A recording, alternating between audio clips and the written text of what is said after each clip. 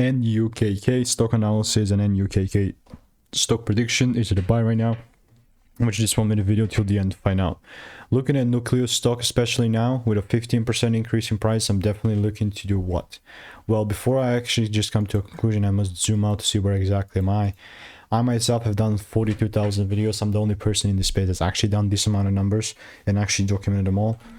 And ultimately speaking, man, like, since this is where we are, I was waiting for the second break to take place, and then since it took so long, I was like, okay, I'm still here. There's a double break waiting to buy. What I got is just the price falling down, man. Like, what the heck is this? Come on. So what I'm gonna do is just get rid of all that. This can be a good sign, you know, like, yeah, kind of finally shifted up. So